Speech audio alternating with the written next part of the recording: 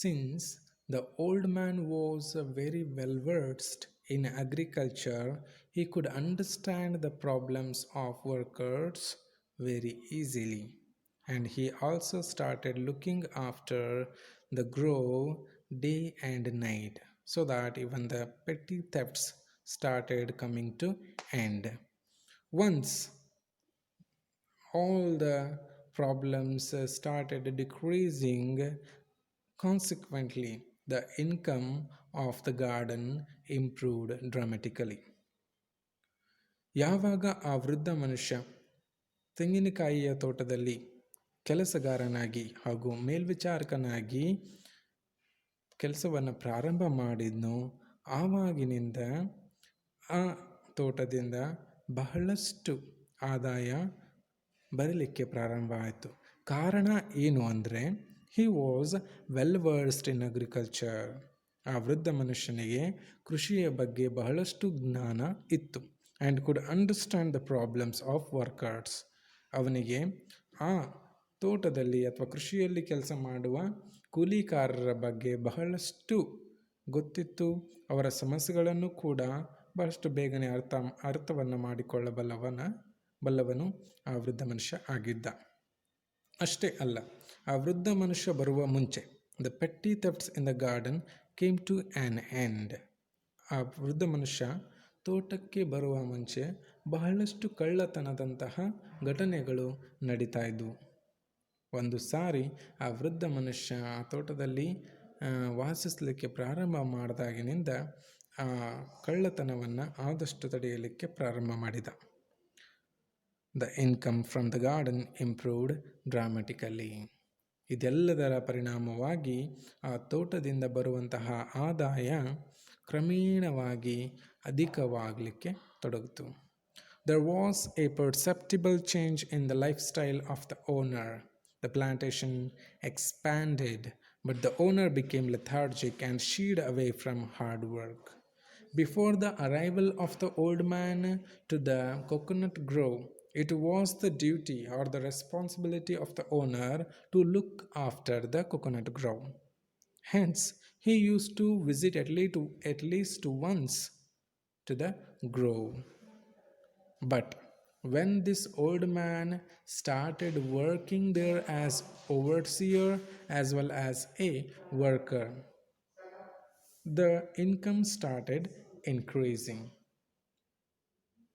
As a result of this, the owner started gaining more and more money and he started buying more and more agricultural land. And once he bought more land, he started becoming more and more rich. Thereafter, what happened? He started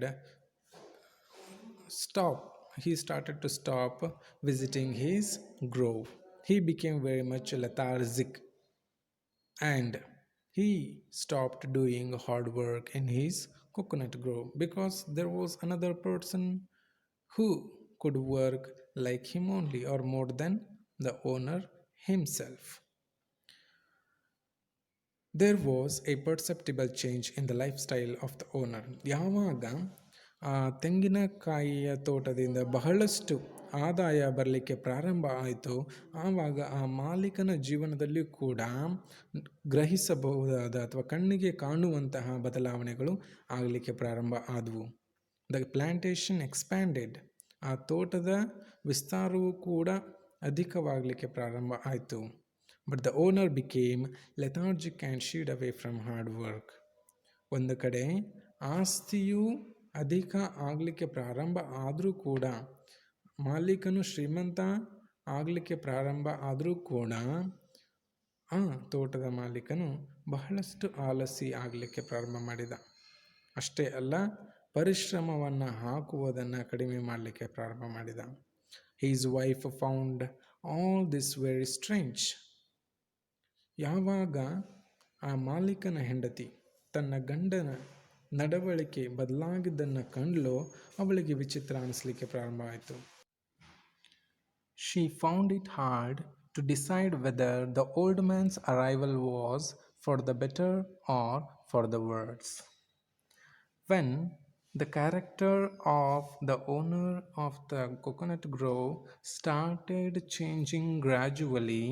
The wife came to know that whether the arrival of the old man into the coconut grove as an overseer was for the good sake or for the bad sake. That was the new thought arrived in the mind of the wife of the owner. ಯಾವಾಗ ಆ ತೆಂಗಿನ ತೋಟದಲ್ಲಿ ಕೆಲಸಗಾರನಾಗಿ ಆ ವೃದ್ಧ ಮನುಷ್ಯ ಬರಲಿಕ್ಕೆ ಕೆಲಸವನ್ನು ಮಾಡಲಿಕ್ಕೆ ಪ್ರಾರಂಭ ಮಾಡಿದ್ನೋ ಆವಾಗ ಸಾಮಾನ್ಯವಾಗಿ ತೋಟದ ಮಾಲೀಕನು ಕೂಡ ಅತ್ಯಂತ ಪ್ರಾಮಾಣಿಕವಾಗಿ ದಕ್ಷವಾಗಿ ಅವನ ಜೊತೆ ಕೆಲಸ ಮಾಡಿ ಶ್ರೀಮಂತನಾಗ್ತಾ ಇರಬೇಕಾಗಿತ್ತು. ಇನ್ನೂ ಜಾಸ್ತಿ ಶ್ರೀಮಂತ ಆಗ್ತಾ ಇರಬೇಕಾಗಿತ್ತು. ಆದರೆ ಆ ಮನೆಯಲ್ಲಿ ಆ ರೀತಿ ಆಗಲಿಲ್ಲ. ಕೆಲಸಗಾರನಾಗಿ ತೋಟದಲ್ಲಿ ಆ ವೃದ್ಧ ಮನುಷ್ಯ ಬರಲಿಕ್ಕೆ ಪ್ರಾರಂಭ ಮಾಡಿದ್ನೋ ಆವಾಗ ತೋಟದ ಮಾಲೀಕ ಬಹಳಷ್ಟು ಆಲಸಿ ಆದ. ಆಮೇಲೆ ಕೆಲಸವನ್ನು ಮಾಡೋದೇ ಬಿಟ್ಟುಬಿಟ್ಟ. ಇದರಿಂದಾಗಿ ಆ ತೋಟದ ಮಾಲೀಕನ ಪತ್ನಿಗೆ ಆ ವೃದ್ಧ ಮನುಷ್ಯ ಬಂದಿದ್ದು ಒಳ್ಳೆಯದಕ್ಕೋ ಅಥವಾ ಕೆಟ್ಟದ್ದಕ್ಕೋ ಅಂಥೇಳಿ ತೋಚಲಿಲ್ಲ. Her husband's wealth and social prestige had risen higher. The owner's wealth was increasing. Even his prestige was rising well in the village. He acquired a number of friends in the next town and an equal number in his own village. Because of his richness, because of his growing prestige, he started gaining more and more friends in the town also. And in the village also, usually there come many followers to give him support. It happens usually in many villages, in town areas too. ಯಾವಾಗ ಆ ತೋಟದ ಮಾಲೀಕನ ಸಂಪತ್ತು ಹಾಗೂ ಅವನ ಘನತೆ ಅಧಿಕವಾಗಲಿಕ್ಕೆ ಪ್ರಾರಂಭ ಆಯಿತು, ಆವಾಗ ಅವನ ಸುತ್ತ ಹಲವಾರು ಗೆಳೆಯರು ಬಂದರು. ಆಮೇಲೆ ಅವನದೇ ಹಳ್ಳಿಯಲ್ಲಿ ಹಲವಾರು ವ್ಯಕ್ತಿಗಳು ಅವನನ್ನು ಬೆಂಬಲ ಕೊಡಲಿಕ್ಕೆ ಫಾಲೋವರ್ಸ್ ರೀತಿ ಬರಲಿಕ್ಕೆ ಪ್ರಾರಂಭ ಮಾಡಿದರು. Even though he had precious little to do, his life became crowded with colorful events. She became apprehensive about his adultery and umpteen other vices cultivated lately, thanks to his newly acquired clout. So when there was an old man in the coconut grove, the owner and his wife used to go to the coconut grove. At least once they used to look after the workers in the grove. That was good. Even though they were not getting much income, it was good for the wife. But now, since the old man had come as an overseer as well as worker in the coconut grove, all the responsibility was given to the old man only. The owner did not have any kind of responsibility.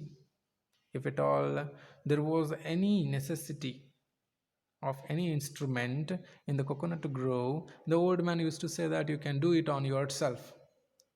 I shall give you the money. And the old man used to do by taking the proper responsibility. And when the owner became completely free, he started acquiring many bad qualities. And this kind of situation made the wife of the owner to be very much worried. And in an ironical manner, she expresses to God, thanks for sending such a worker to the coconut grove. But she doesn't mean that. ಯಾವಾಗ ಆ ವೃದ್ಧ ಮನುಷ್ಯ ಕೆಲಸಗಾರನಾಗಿ ಹಾಗೂ ಮೇಲ್ವಿಚಾರಕನಾಗಿ ತೋಟದಲ್ಲಿ ಕೆಲಸವನ್ನು ಪ್ರಾರಂಭಿಸಿದ್ನೋ ಆವಾಗ ಆ ತೋಟದ ಮಾಲೀಕನಿಗೆ ಜವಾಬ್ದಾರಿಯೆಲ್ಲ ಕಳೆದು ಆ ವೃದ್ಧನಿಗೆ ಹೋಯಿತು. ಒಂದು ತೋಟದಲ್ಲಿ ಏನಾದರೂ ಸಾಮಾನಿನ ಅವಶ್ಯಕತೆ ಇತ್ತು ಅಂದರೆ, ಉಪಕರಣದ ಅವಶ್ಯಕತೆ ಇತ್ತು ಅಂದರೆ ಆಗಲೂ ಕೂಡ ಮಾಲೀಕನು ಹೋಗ್ತಾ ಇರಲಿಲ್ಲ ಅಲ್ಲಿ. ಆ ಮೇಲ್ವಿಚಾರಕನ ಮೇಲೆ ಆ ಎಲ್ಲ ಕೆಲಸದ ಜವಾಬ್ದಾರಿಯನ್ನು ಕೊಡ್ತಿದ್ದ. ಇದರಿಂದಾಗಿ ಮಾಲೀಕನಿಗೆ ಸಂಪೂರ್ಣವಾಗಿ ಮುಕ್ತಿ ಸಿಕ್ಕಂತಾಯಿತು. ಆ ಖಾಲಿ ಸಮಯವನ್ನು ಮಾಲೀಕ ಹಲವಾರು ಕೆಟ್ಟ ಚಟಗಳನ್ನು ಬೆಳೆಸುವುದರೊಂದಿಗೆ ಕಳೆಯಲಿಕ್ಕೆ ಇಚ್ಛೆಪಟ್ಟ. ಇದನ್ನು ಗಮನಿಸಿದಂತಹ ಆ ಮಾಲೀಕನ ಹೆಂಡತಿಯು ಬಹಳಷ್ಟು ವ್ಯಥೆಯನ್ನು ಪಡಲಿಕ್ಕೆ ಪ್ರಾರಂಭಪಟ್ಟಳು. Their farm, which was merely 10 acres, had grown beyond their imagination. That was fine, but their life also was gradually getting out of hand. The wife feels that they were becoming more and more rich. Their property was growing more, but at the same time, even her husband was going beyond her control. ಇಲ್ಲಿ ಲೇಖಕರು ಏನು ಹೇಳ್ತಾರೆ ಅಂದರೆ, ವೃದ್ಧ ಮನುಷ್ಯನ ಆಗಮನದಿಂದಾಗಿ ಆ ತೋಟದ ಮಾಲೀಕನಿಗೆ ಬಹಳಷ್ಟು ಆಸ್ತಿ ಬಂತು, ಸಾಕಷ್ಟು ಹಣ ಬಂತು. ಅದೇ ರೀತಿಯಾಗಿ ಆ ತೋಟದ ಮಾಲೀಕನ ಹೆಂಡತಿಗೂ ಕೂಡ ಬಹಳಷ್ಟು ಚಿಂತೆಗಳು ಕೂಡ ಪ್ರಾರಂಭ ಬರಲಿಕ್ಕೆ ಆದವು ಅಂತಂತೇಳಿ ಲೇಖಕರು ಇಲ್ಲೇ ನಮಗೆ ಹೇಳ್ತಾರೆ. When she was in a fix like this, one day the old man met her and behaved as though he knew all about her plight. When for many days the wife of the owner started thinking about her husband's condition, the old man was observing her many times, and he was waiting for a proper time. And the time came when the wife of the owner was observing all the workers in the evening in the coconut grove. ಯಾವಾಗ ಆ ತೋಟದ ಮಾಲೀಕನ ಹೆಂಡತಿಯು ತನ್ನ ಗಂಡನ ಪರಿಸ್ಥಿತಿಯ ಬಗ್ಗೆ, ಅವನ ಬದಲಾದ ಗುಣಗಳ ಬಗ್ಗೆ ಚಿಂತೆಯನ್ನು ಮಾಡ್ತಾ ಇರ್ತಾಳೋ, ಬಹಳಷ್ಟು ದಿನಗಳವರೆಗೆ ಅದೇ ಚಿಂತೆಯಲ್ಲಿ ಇರ್ತಾಳೋ, ಆ ಚಿಂತಾಕ್ರಾಂತವಾದ ಹೆಣ್ಣು ಮಗಳನ್ನು ಈ ವೃದ್ಧ ಮನುಷ್ಯ ಗಮನಿಸಿರ್ತಾನೆ. ಅಷ್ಟೇ ಅಲ್ಲ, ಆಕೆಗೆ ಬುದ್ಧಿಯನ್ನು ಹೇಳಲಿಕ್ಕೆ ಸರಿಯಾದ ಸಮಯಕ್ಕಾಗಿ ಕಾಯ್ತಾ ಇರ್ತಾನೆ. He smiled at her and brought down an offering of tender coconuts from a nearby tree. ಯಾವಾಗ ಆ ಸಾಯಂಕಾಲ ತೋಟದ ಮಾಲೀಕನ ಹೆಂಡತಿಯನ್ನು ನೋಡ್ತಾನೋ ವೃದ್ಧ ಮನುಷ್ಯ, ಆವಾಗ ಆಕೆಗಾಗಿ ಒಂದು ಎಳನೀರನ್ನು ತೆಗೆದುಕೊಂಡು ಬಂದು ಕೊಡ್ತಾನೆ. He sat on the embankment of the well. She had no alternative and she sat next to him. ಅವರಿಬ್ಬರು ಸಮೀಪವೇ ಇರುವಂತಹ ಒಂದು ಬಾವಿಯ ಕಟ್ಟೆಯ ಮೇಲೆ ಕುಳಿತುಕೊಳ್ತಾರೆ. The sun was slipping away into the western horizon. It was almost an evening. ಸೂರ್ಯ ಪಶ್ಚಿಮ ದಿಕ್ಕಿನಲ್ಲಿ ಮುಳುಗುವ ಹೊತ್ತಾಗಿತ್ತು. His rays were reaching the walls of the well through the foliage of coconut, mango and jackfruit trees. It is just the description of the situation. ಯಾವಾಗ ಅವರಿಬ್ಬರು ಮಾತಾಡಬೇಕು ಅಂತೇಳಿ ಕುಳಿತುಕೊಂಡಿದ್ರು, ಆವಾಗ ಸಾಯಂಕಾಲ ಆಗಿಬಿಟ್ಟಿತ್ತು. ಆಮೇಲೆ ಸೂರ್ಯನ ಕಿರಣಗಳು ಪಶ್ಚಿಮ ದಿಕ್ಕಿನಿಂದ ನೇರವಾಗಿ ತೆಂಗಿನ ಗರಿಯ ಎಲೆಗಳ ಮಧ್ಯೆ, ಮಾವಿನ ಎಲೆಗಳ ಮಧ್ಯೆ ಹಾಗೂ ಹಲಸಿನ ಹಣ್ಣುಗಳ ಗಿಡಗಳ ಕೊಂಬೆಗಳ ಮಧ್ಯೆ ಹಾದು ಸರಿಯಾಗಿ ಆ ಬಾವಿಯ ಗೋಡೆಯ ಮೇಲೆ ಬೀಳ್ತಾ ಇದ್ದವು. ಆ ಸಮಯದಲ್ಲಿ the old man began his narrative. ಆ ವೃದ್ಧ ಮನುಷ್ಯ ಯಾವುದೋ ಒಂದು ಕಥೆಯನ್ನು ಹೇಳಲಿಕ್ಕೆ ಪ್ರಾರಂಭ ಮಾಡ್ತಾನೆ.